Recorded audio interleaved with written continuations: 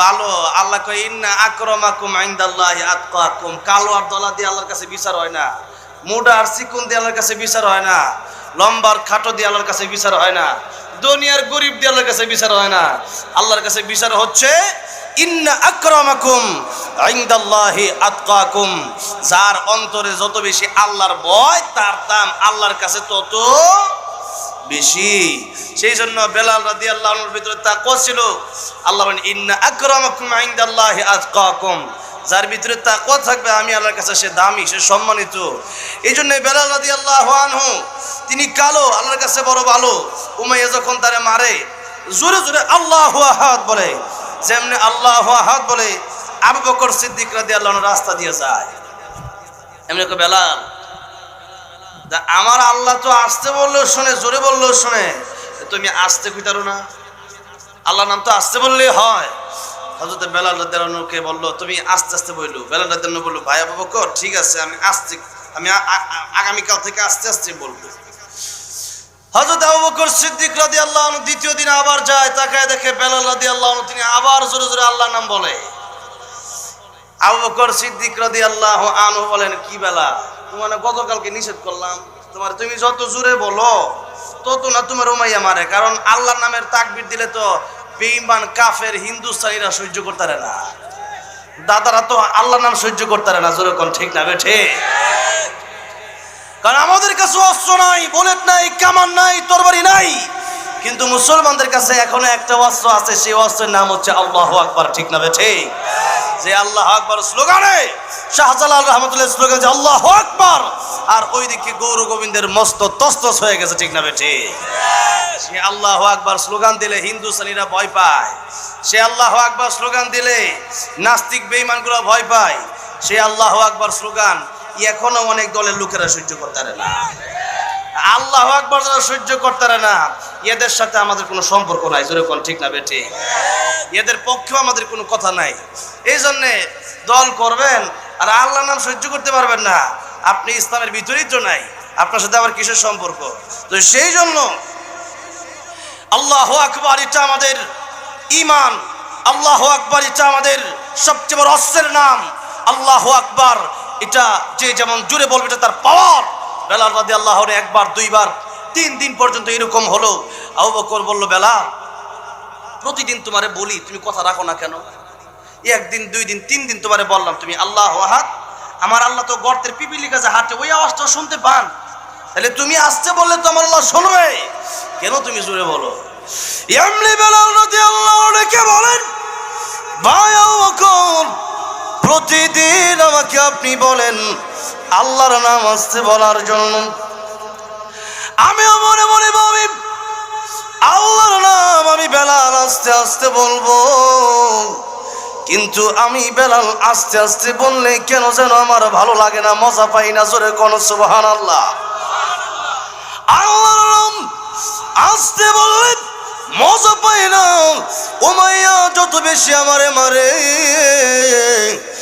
আর আমি যত জোরে জোরে আল্লাহু আহাদ বলি, আল্লাহর নাম যত বেশি করে আমি জপি, যত জোরে আল্লাহর নাম বলি, যতবার আল্লাহর নাম বলি, উমাইয়ার যন্ত্রণা বেদনা আমি বেলাল মুহূর্তের ভিতরে ভুলে যাই। হযরত বেলাল রাদিয়াল্লাহু আনহু ঈমানদার ছিলেন আর আল্লাহর নাম জোরে বলতে পছন্দ করতেন। আর আমাদের ঈমান আজকে কচুপাতার পানির মতো, নাম কাওয়াজতে ঈমান। ফজরের নামাজের সময় মুসল্লি খুঁজে পাওয়া যায় না। আপনার এই মসজিদটা আলহামদুলিল্লাহ, এই মসজিদটা দেখে জান্নাতের বাগান, এই কিশোরগঞ্জ এত সুন্দরটা, এই এলাকায় এত সুন্দরটা মসজিদ, মানে এখানে সারাদিন বসে থাকতে মসজিদ আছে এই মসজিদটার ভিতরে। মানে মসজিদটা মানে মানুষের রুচি আছে যে মাশাআল্লাহ একটা মসজিদ। অনেকেই দেখা গেছে নিজের টাকা পয়সা খরচ করিয়া, অনেকে টাকা পয়সা খরচ করিয়া নিজের বাড়ি বানাইতে অনেকের পছন্দ না, কিন্তু মসজিদের জন্য অনেকে দান করে। জোরে কোন ঠিক না বেঠিক? টিনের ঘর, মাটির ঘর, ভালো একটা বিছানা নাই, কিন্তু মসজিদে দেওয়ার জন্য আজকের মানুষ পাগল। জোরে কোন ঠিক না বেঠিক? ঈমানদার জানে মান বানা লিল্লাহি মাসজিদান বানাল্লাহু লাহু বাইতান ফিল জান্নাহ। মসজিদ বানাইলে জান্নাতে ঘর বানাই দিবে কে? কে বানাই দিবে? ভারতের বাবরি মসজিদ 33 বছর আগে এই হিন্দুস্তানের উগ্রবাদ গুলা ভেঙে দিয়ে মন্দির বানাইছিল। আলহামদুলিল্লাহ, ভারতে আবারও বাবরি মসজিদ হচ্ছে, জোরে বলে আলহামদুলিল্লাহ। 300 কোটি টাকা, এত বড় একটা বাজেটের মসজিদ। একজনই ঘোষণা দিয়েছে যে আমি 80 কোটি টাকা দিব মসজিদ বানানোর জন্য। যেই মাত্র বলছে আপনারা অনুদান দেন মসজিদের জন্য, এমনি দেখা গেছে যে ব্যাংকের লিমিট ক্রস হয়ে গেছে, জোরে করে আলহামদুলিল্লাহ। মসজিদের জন্য মানুষ কেমন পাগল! ভারতের ইন্ডিয়ার দাদা বাবারা বুঝতে পারে নাই হয়তো যে মুসলমানদের কাছে এখনো হয়তো তরবারি নাই, বুলেট কেমন নাই, কিন্তু মুসলমানের যে ইমানি শক্তি আছে, বুলেট কেমন দিয়েও সেই ইমানি শক্তি কেড়ে নেওয়া যায় না। সেই জন্য আলহামদুলিল্লাহ মুসলমানরা এখন মসজিদ বানানোর জন্য পাগল পারা হয়ে গেছে। একজন বলছে যে হুমায়ুন আহমদ এই মসজিদ বানানোর ঘোষণা দিছে, তার কলাটা কাটতে পারলে 1 কোটি টাকা নাকি পুরস্কার দিব, জোরে করে নাউজুবিল্লাহ। তবে আমরা দেখছি কিছু হিন্দুরাও বলছে এই কথা যে মসজিদ হবে, মন্দির হবে, আমাদের কোনো সমস্যা নাই, তাদের মসজিদ তারা ইবাদত করবে। ওই সমস্ত হিন্দুরা তাদের চেয়ে উগ্রবাদের চেয়ে ভালো আছে, জোরে কোন ঠিক না বেঠিক? আর কিছু উগ্রবাদীরা কত বড় বিয়াদব, এই ঘোষণা দিচ্ছে যে সেই জায়গার ভিতরে যে হুমায়ুন কবির তার মাথাটা কেটে আনতে পারলে 1 কোটি টাকা। উনিও বলছে তোমরা আমার মাথা কাটতে পারলে আসো, দেখি তোমাদের নিজের গর্দানটা লইয়া যাইতে পারো কিনা।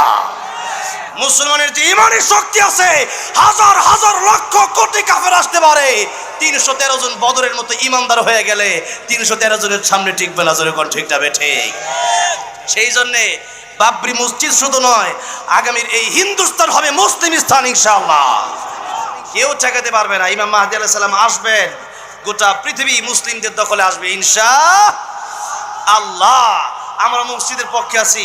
নিজের বাড়িতে যেমন নিজের মনটা পড়ে থাকে, নবী বলেন 7 শ্রেণীর লোককে আল্লাহ রাব্বুল আলামিন কিয়ামতের ময়দানে আরশে আজিমের নিচে ছায়া দিবে, যেদিন কোনো ছায়া থাকবে না আরশে আজিমের নিচে ছায়া ছাড়া, জোরে কোন সুবহানাল্লাহ।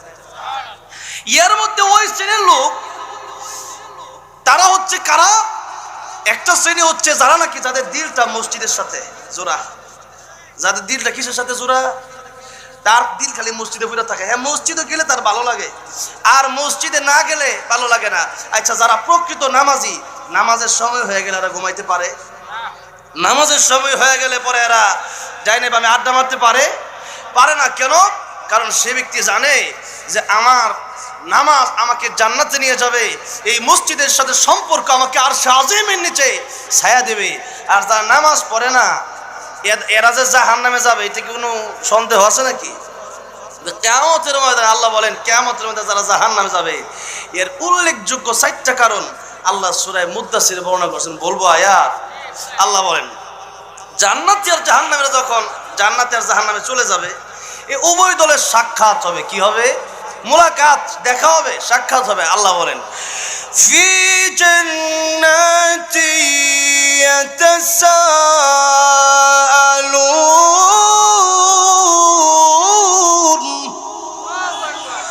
আনিল মুজরিমিনা মা সালাকাকুম ফি সাকার قالوا لم نك من المصلين।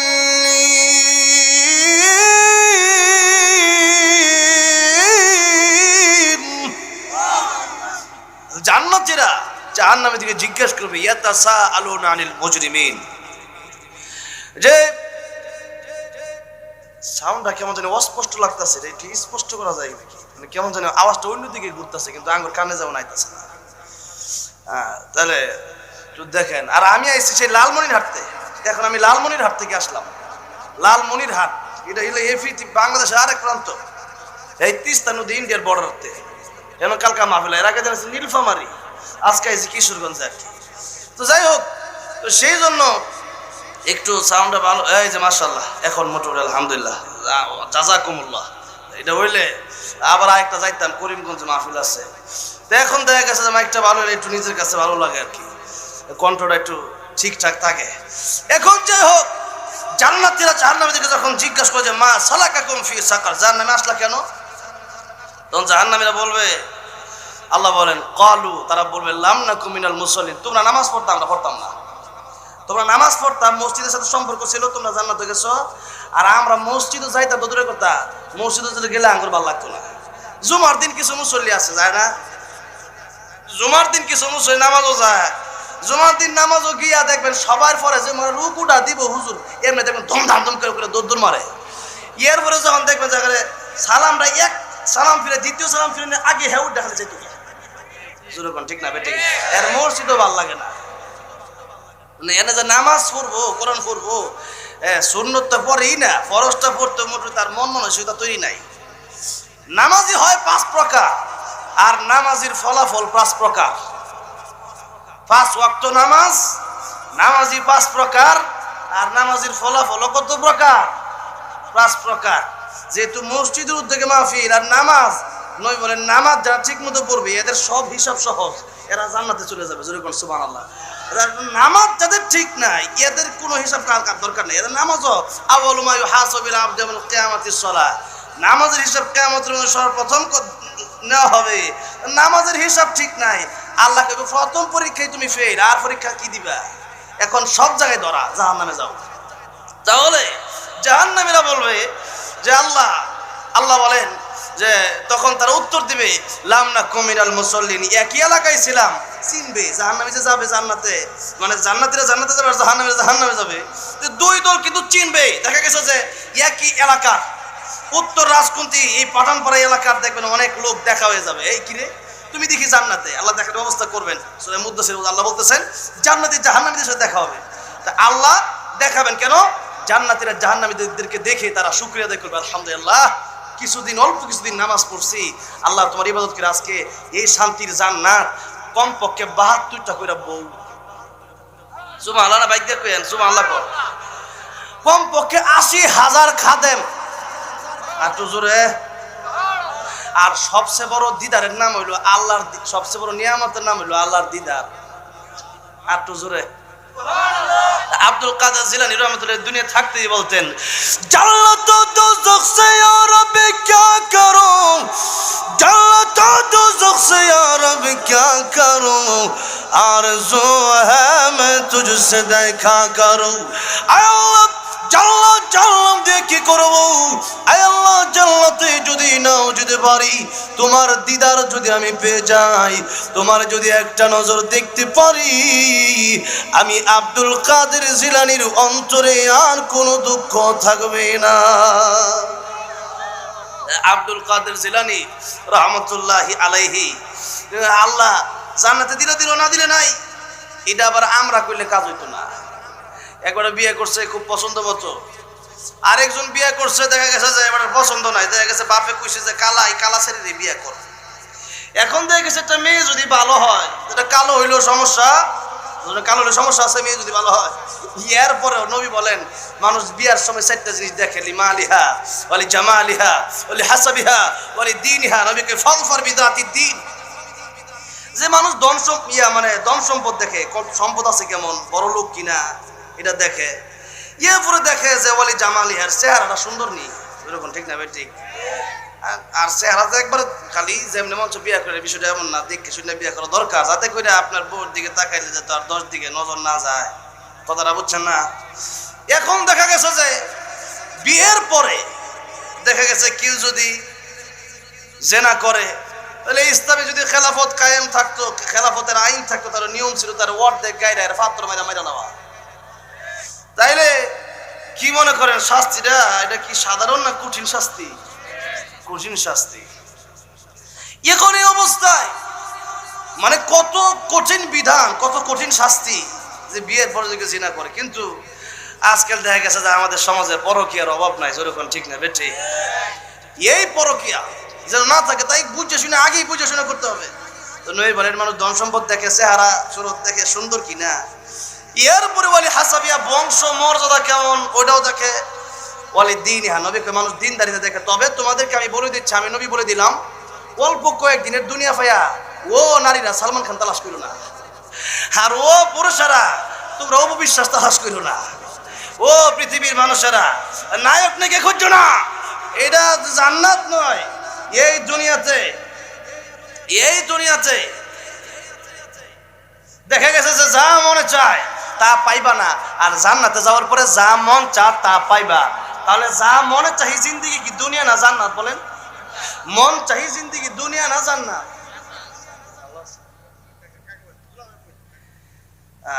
আলহামদুলিল্লাহ।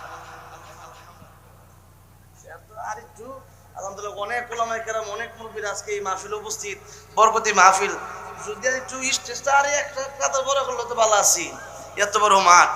যাই হোক, তাহলে বলেন মন চাহি জিন্দেগি এটা কি দুনিয়াতে না জান্নাতে? জান্নাতে। এখন নবী কয় যে এখানে বেশি সুন্দর মন্দ তালাশ করো না, ওয়ালি দিন, হ্যাঁ মানুষ দিনদার দেখে বিয়ে করে, ফাদ ফরবি দাতি দিন।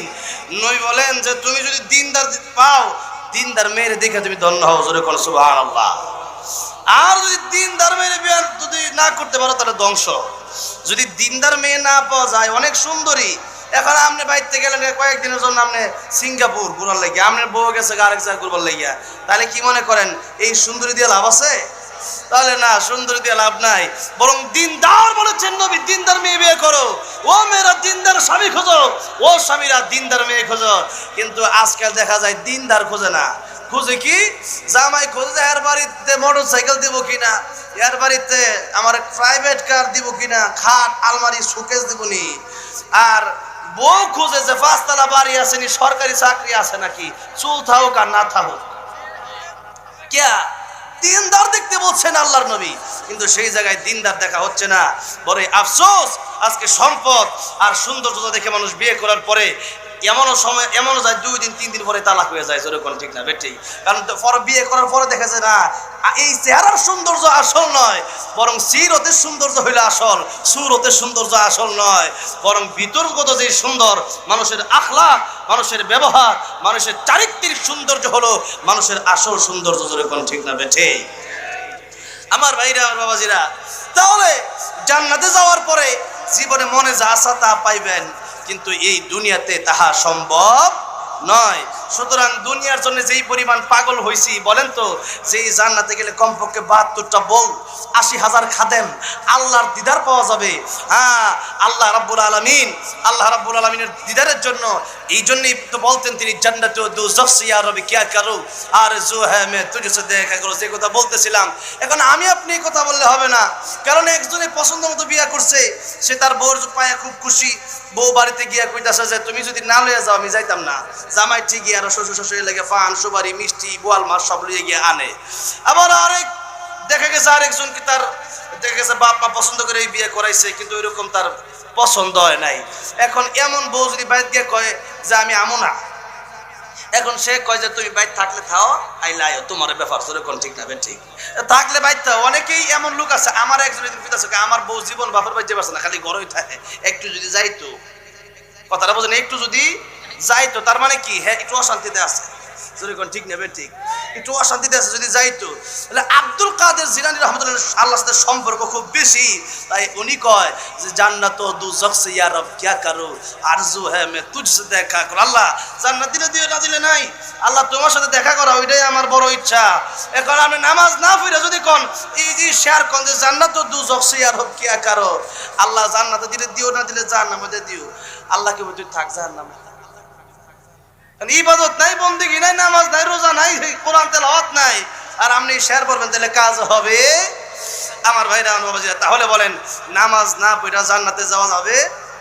তখন তারা বলবে কালু লাম নাকু মিনাল মুসাল্লিন, তোমরা নামাজ পড়তা আর আমরা নামাজ পড়তাম না, এই কারণে তোমরা জান্নাতে গেছো আর আমরা জাহান্নামে আসছি। এরপর আল্লাহ বলেন ওয়ালাম নাকুল তুইমুল মিসকিন,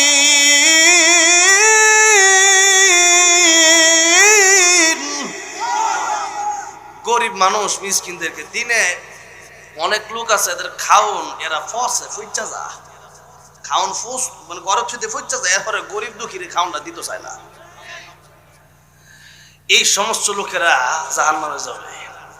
অনেকে আছে যাকাত দেয় না, এরাও জাহান্নামে যাবে। আজকে আমাদের সবাই যাকাত দেয় ঠিকঠাক, সবাই যদি যাকাত দিত তাহলে কি মনে করেন, যাকাত যদি দিত গরিব থাকতো দেশে? থাকতো না। যাকাত ভিত্তিক ব্যবস্থা বাংলাদেশে, এখন মানুষ যাকাত দেয় না। দেখা গেছে কি করে, টাকা পয়সা আছে, 200 টাকার চুরি দেয়, মার্কেটে গুলো 4000 টাকা দাম চায়। আমি নিজে প্রমাণ, এই কয়েকদিন আগে আমার ওয়াইফ লয়ে গেছি মার্কেটের কাছে কি, কিন্তু পরে যেই চুরি টুরিটা কিনে কসমেটিক্সের দাম 200 টাকা, মার্কেটে গেছে এইটাই 4000 টাকা।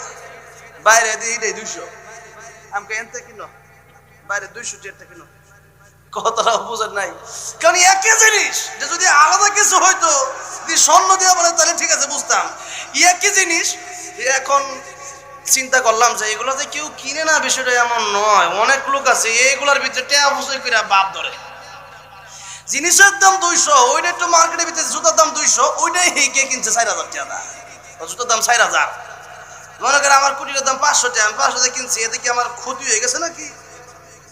এখন যদি আমি কই যে দাম 5000, তাহলে কি অনেক লাভ হয়ে যাবো? এখন দেখা গেছে যে উল্টা আমার নিজেরই ক্ষতি। টাকা পয়সা দুনিয়ার বিভিন্ন জায়গায় উড়ায় বড় লোকরা, কিন্তু গরিব মানুষের 2 টাকা দেওয়ার বেলায় গায়ে লাগা যায়। এই সম্পদ কিয়ামত হবে তার সাপ হয়ে পেঁচায় ধরে, কিন্তু আমি তোর সেই সম্পদ যে তুই যাকাত দেস নাই। যাকাত আবার অনেকে আছে দেখানোর জন্য যাকাত দেয়, ঠিক না বে ঠিক? এটাও কবুল হবে না। আল্লাহ বলেন কিয়ামতের ময়দানে 3 শ্রেণীর ব্যক্তিকে জাহান্নামের দিকে নিয়ে যাওয়া হবে। এদের মধ্যে 1 নম্বরে শহীদ। 1 নম্বরে কে? শহীদ। মর্যাদা কম না বেশি? যারা শহীদ হয়, শহীদ হইতে দেরি, জান্নাতে যাইতে দেরি।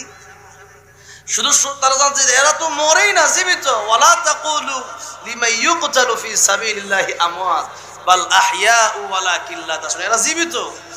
এখন সেই শহীদ দেখা গেছে যে আল্লাহ জিজ্ঞাসা করবেন তুমি কি আমার জন্য কি করছো? শহীদ বলবে যে আল্লাহ তোমার দিনের জন্য শহীদ হয়েছিলাম। আল্লাহ বলবে তুমি মিথ্যা কথা বলছো, তুমি আমার জন্য শহীদ হও নাই, বরং মানুষ যেন তোমাকে শহীদ বলে তুমি দুনিয়া থেকে আসার পরে।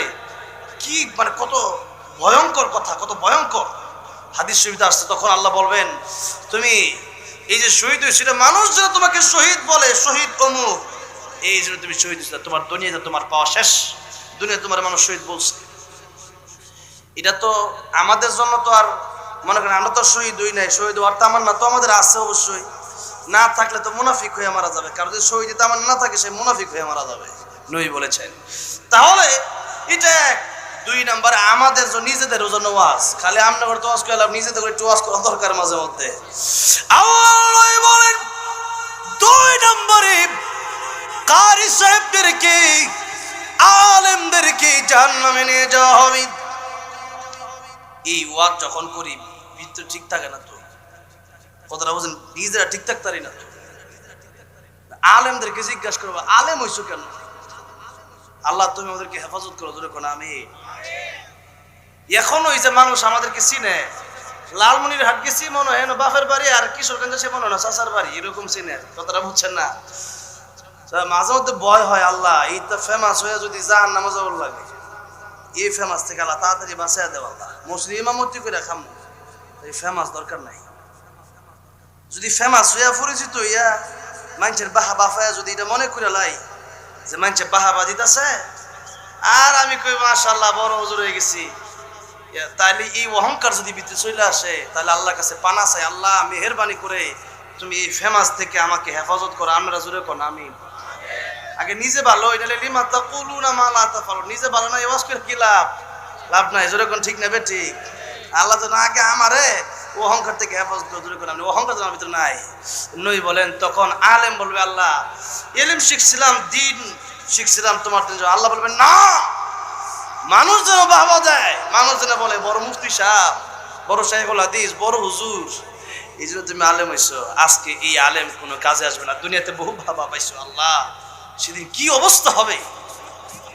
3 নম্বরে দানবীর, যার কথা যাকাতের কথা বলতে গিয়ে 3 নম্বরে দানবীরকে ডাকা হবে আর বলা হবে তুমি কে করেছিলে আমার দিনের জন্য?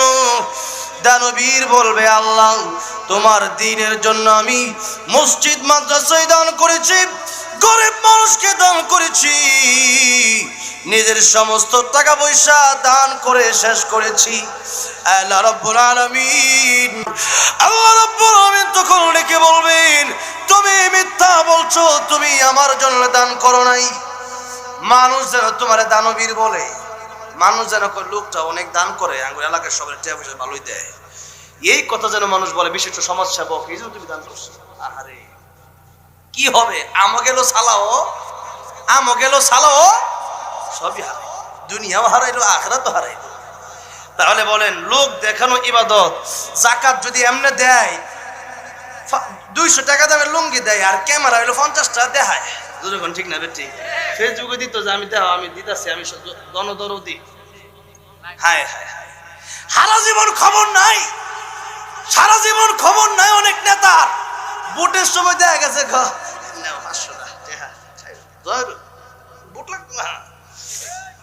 কি মনে করেন এটা কি দান? সারা জীবন খবর নাই, নির্বাচনের সময় খবর। এটা কিসের খবর? ভোটের খবর। এটা দান। এখানে দিলাম যে আমার সবাই ভোট দিবেন, 20,000 দিয়ে গেলাম, দান হইলো। বুড়ের লেগে চাই দিচ্ছে, এটা কি দান? আবার এটা দুনিয়াতে শেষ, এটা কাজে লাগবে না আখিরাতে।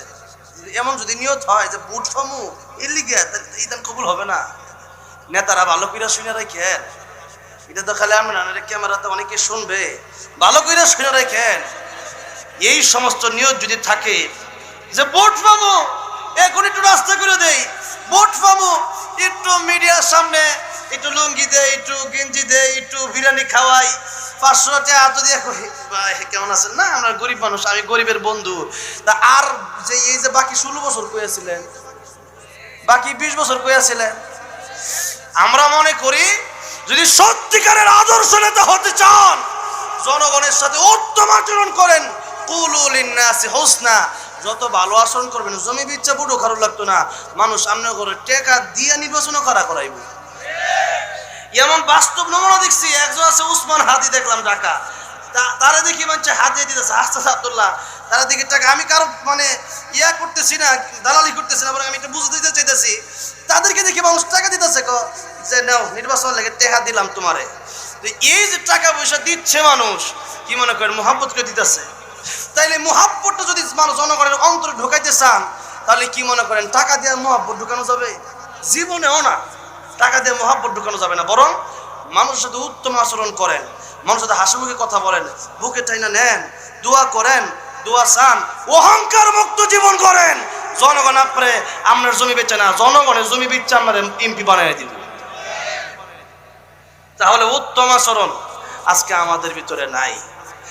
1 বছর উত্তম আচরণ করলাম, 5 বছর করেন যে আর খুঁজে হওয়া যায় না, তাহলে লাভ আছে? সারা জীবন মানুষের সাথে মাটি হয়ে থাকতে হবে, মানুষের সাথে মিলে থাকতে হবে।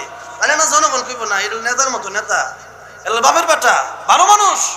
তাহলে আমার ভাইরা, আমার বাবাজিরা, গরিব মানুষকে খাওন না দেওয়ার কারণে নিজে খায় 10 বেলা, গরিব মানুষের দেয় না 1 বেলা। এরকম লোকেরাও কোথায় যাবে? জাহান্নামে যাবে। 3 নাম্বার, আল্লাহ বলেন ওয়া কুন্না নাখুদু মাআল খায়িদিন।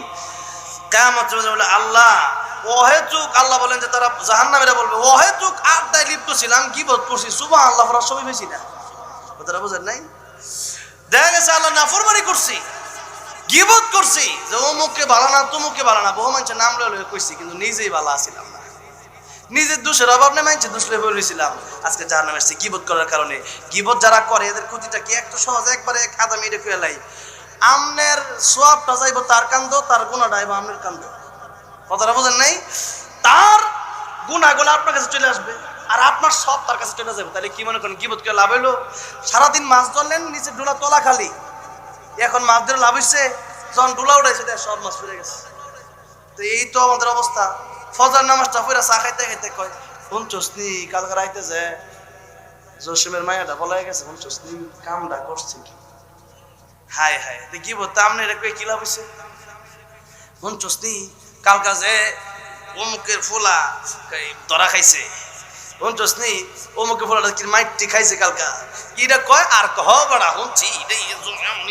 এই যে চলতেছে গীবত আর নিজের ন্যাক গুলা হারা দিতেছে, তাহলে লাভ হইলো কি? ক্ষতি ছাড়া কোনো লাভ নাই। তাহলে গীবত করা যাইব, সমালোচনা, পরনিন্দা যাবে না। 4 নম্বরে এই কথাটা কই আমার আগের রাতের লগে মিলাইয়া সূরা বাকারা যে একটা তালাতে মিলাইয়া ওয়াজটা শেষ করব। 4 নম্বরে আল্লাহ রাব্বুল আলামিন বলেন ওয়া কুন্না নুকাযযিবু বিয়াউমিদ্দিন।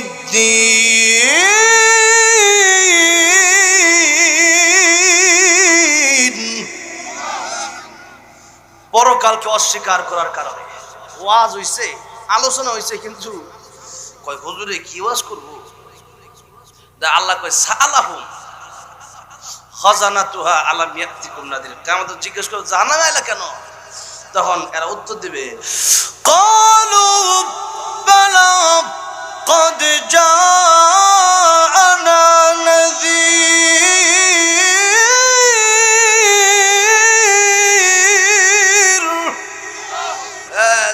আসছিল ওয়াজ হইছে যে জাহান্নামের ভয় আমাদেরকে দেখানো হইছে। উলামায়ে কেরামরা ওয়াজ মাহফিল মানে খুতবা প্রত্যেক শুক্রবার ওয়াজ করা হয়, আলোচনা করেছে, কিন্তু ফাকাদ্দাবনা অস্বীকার করেছি, যে গাফলতি করছি, ওরে কি কইব আর না কইব। একটু পর আল্লাহ মানুষ আফসোস করে সেদিন বলবে ও ক্বালু লাউ কুন্না নাসমাউ আও নাকিলু মা কুন্না ফি আসহাবিস সাঈর।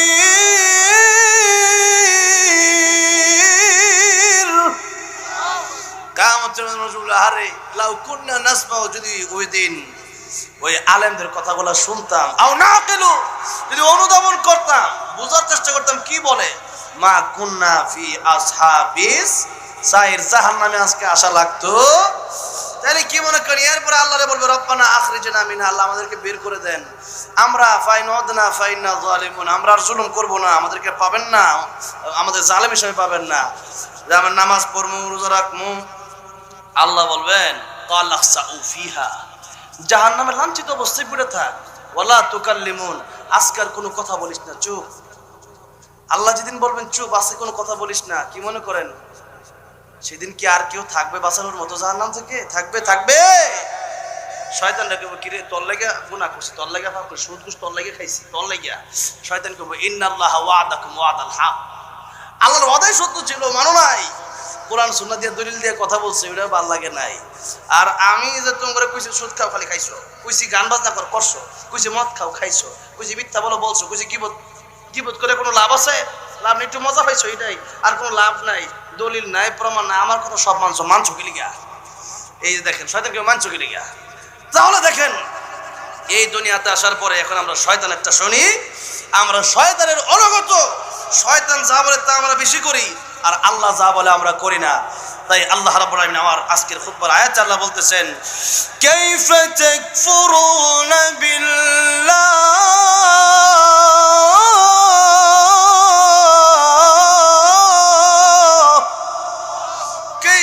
কিভাবে তাকফুরুনা বিল্লাহ, তোমরা আল্লাহর সাথে নাফরমানি করো, কিভাবে সম্ভব? ওয়া কুনতুম আমওয়াতা, তোমরা না মৃত ছিলাম, মৃত 100 বছর আগে এখানে কেউ ছিলাম না, আমরা ছিলাম। আল্লাহ কয় ফাহইয়াকুম, আমি আল্লাহ তোমাদেরকে জীবন দিছি, আমি আল্লাহর ছিল না, আমি আল্লাহর সাথে নাফরমানি করো, আমি আল্লাহর বিরুদ্ধে, আমি আল্লাহর মুনাফিক। কও বাউল সরকার কইছে না আল্লাহর মুনাফিক, কত বড় নিকৃষ্ট, কত বড় অপদার্থ, কত বড় জালেম, আল্লাহরে মুনাফিককে গালি দেয়, নাউজুবিল্লাহ। আরো যে কথা বলছেন তো আপনারা জানেনই, শুনছেন, আমি আর কইলাম না। এই সমস্ত বাউল, এই সমস্ত ফাউল, এরা কি মুসলমান? এই ধর্মে এমন জঘন্য ধর্ম, এতে তবে নামাজ লাগে না, এদের ধর্ম বিয়ে লাগে না, এমন উল্টা পাল্টা, এরা নিজের একটা ধর্ম বানায় রয়েছে, এরা দাবি করে মুসলমান। মুসলমান দাবি করলে মুসলমান হওয়া যায়? কাদিনীরা যেমন কাফের, এর চেয়ে বড় কাফের এই বাউল গুলা। কাদিনা তো আল্লাহর এমনি গালি দেয় না, কোনোদিন শুনি নাই তো। এরা এক প্রাণশিবের আয়াত অস্বীকার করছে, খাতামুন নবীন অস্বীকার করছে, নবী শেষ নবী অস্বীকার করছে, কিন্তু এইভাবে আল্লাহর গালি দেওয়া, এটা কি কোনোদিন কাদিনী নাস্তিকরাও দিয়েছে না? জোরে কোন ঠিক না বেঠিক? বাউল যেভাবে আল্লাহর গালি দেয়, আর এদের গান মুসলমানরা এরকম জড়ো হইয়া অনুষ্ঠান কইরা বাউল গানের নাম এই সমস্ত ফাউল গুলার গান শুনে, জোরে কোন ঠিক না? হায় রে মুসলমান, এরা মুসলমান দাবি করে, এদের পক্ষেও দেখলাম কত মানুষ আন্দোলন করে, হায় হায়। আর ইয়াদের বিপক্ষে আমরা গেছি, তাই মির্জা ফখরুল ইসলাম আলমগীর সাহেব করে আমরা নাকি ধর্মান্ধ, ধর্মান্ধ, আমরা নাকি ধর্মান্ধ হয়ে গেছে, কি লিখে নাকি আমরা হের বিরুদ্ধে গেছি, নাউজুবিল্লাহ। এটা কেমন কথা? যারা কোরআন শোনার কথা বলে ধর্মান্ধ? ওয়া মিনান নাসি মান ইয়াশতারি লাহওয়াল হাদিস লিয়ুদিল্লা আন সাবিলিল্লাহ বিগাইরি ইলমি ওয়া ইয়াত্তাখিদাহা হুজুয়া উলাইকা লাহুম আযাবুম মুহিন। সূরা লুকমান আয়াত নাম্বার 6 আল্লাহ বলতেছেন যে এই পৃথিবীর মানুষগুলো, নজর ইবনে হারিস অনেক লম্বা ব্যাখ্যা আয়াতের, যে গান বাজনা শুরু করছিল ইরান থেকে নায়িকা গায়িকা আইনা, এই নজর ইবনে হারিস যখন আল্লাহ নবী কোরআন তিলাওয়াত করতে, কোরআনের বিরোধিতা করার জন্য নজর ইবনে হারিস গান বাজনা শুরু করছে, তখন আল্লাহ আয়াত নাযিল করছে আর এই আয়াতের মাধ্যমে লাহওয়াল হাদিসের মাধ্যমে আল্লাহ পাক গান বাজনা নিষিদ্ধ করছে। তাইলে এরপরে হেরা কয় যে গান বাজনা কই আছে? এক বাউল দেখলাম বলছে গান বাজনা যদি হারাম হয় আর জীবনে গান গাবো না, তওবা করবো। তাহলে এই যে দলিল আমরা দিচ্ছি, এবার তওবা করো। যেরকম ঠিক না ঠিক?